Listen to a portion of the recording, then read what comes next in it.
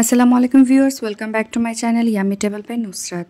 আজকে আমি আপনাদেরকে তৈরি করে দেখাবো ডেলিশিয়াস বিফ ডিলাইট পিৎজা। চলুন দেখে নিই কীভাবে তৈরি করতে হয়। এর জন্য প্রথমে একটি প্যান নিয়ে নিয়েছি। এখানে আমি 1 কাপ প্লাস হাফ কাপ পানি নিয়ে নিচ্ছি, উষ্ণ গরম পানি নিয়েছি। এখন এর মধ্যে 2 টেবিল চামচ চিনি দিয়ে দিলাম, সেই সাথে দিয়ে দিচ্ছি 1.5 টেবিল চামচ ইস্ট। এখন ভালোভাবে মিশিয়ে নিচ্ছি। মেশানোর পর এটা 10 মিনিট রেস্টে রেখে দিব। 10 মিনিট পর দেখুন ইস্টটা ফুলে দ্বিগুণ হয়ে গিয়েছে, অর্থাৎ ইস্টটা অ্যাক্টিভেট হয়ে গিয়েছে। এখন আবারও একটু মিক্স করে নিচ্ছি। এখন এখানে আমি 2 কাপ ময়দা দিয়ে দিলাম, দিয়ে দিচ্ছি স্বাদ মতো লবণ, আমি 1 চা চামচ দিয়েছি, সেই সাথে দিয়ে দিচ্ছি 2 টেবিল চামচ গুঁড়া দুধ। এখন সব কিছু নেড়ে চেড়ে ভালোভাবে মিক্স করে নিতে হবে। এই ডোটা একটু আঠালো স্টিকি টাইপের ডো হবে, তাই আপনাদের যদি প্রয়োজন পড়ে আরেকটু পানি অ্যাড করে দিতে পারবেন।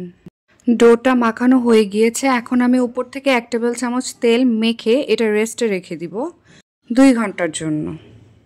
এখন আমি মাংসটা প্রিপেয়ার করে নিচ্ছি। এর জন্য একটি প্যানের মধ্যে আমি 3 টেবিল চামচ তেল দিয়ে দিলাম। তেলটা গরম হয়ে আসলে এখানে আমি বিফ দিয়ে দিচ্ছি। এখানে আমি 100 গ্রাম বিফ নিয়েছি।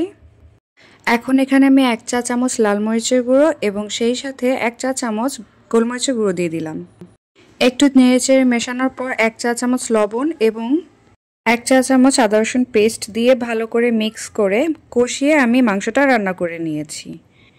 2 ঘন্টা পর দেখুন আমার ডোটা ফুলে দ্বিগুণ হয়ে গিয়েছে।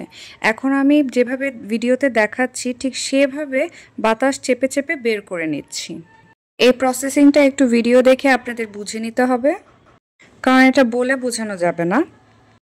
এই ডোটা একটু সময় ধরে অন্তত 15 থেকে 20 মিনিট এভাবে মধ্যে মধ্যে তৈরি করে নিতে হবে।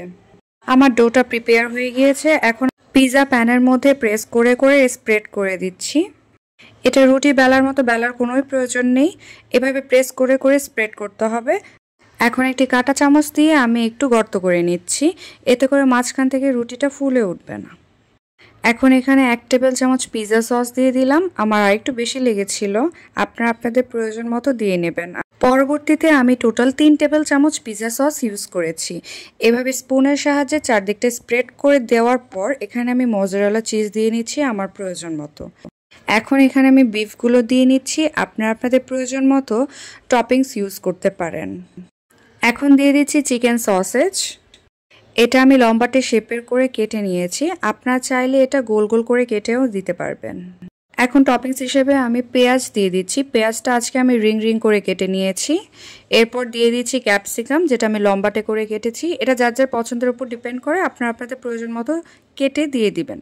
এখন শেষে দিয়ে দিলাম কিছুটা মাশরুম, এটা একদমই অপশনাল। আজকে আমি পিৎজাটা চুলায় তৈরি করব, সেজন্য আমি একটি প্যান আগে থেকে প্রিহিট করে নিয়েছি 10 মিনিটের জন্য। প্রিহিট করার পর আমি পিৎজা মোল্ডটা প্যানের মধ্যে দিয়ে ঢেকে রাখবো অন্তত 20 মিনিটের জন্য। 20 মিনিট পর আপনারা একটু চেক করে দেখবেন হয়েছে কিনা। একটা স্টিক ঢুকিয়ে বের করে দেখবেন স্টিকটা ক্লিন বের হয়েছে কিনা, তাহলে বুঝতে হবে পিৎজাটা হয়ে গিয়েছে। দেখুন আমার পিৎজাটা কতটা পারফেক্ট হয়েছে। আশা করি ভালো লেগেছে। আল্লাহ হাফেজ।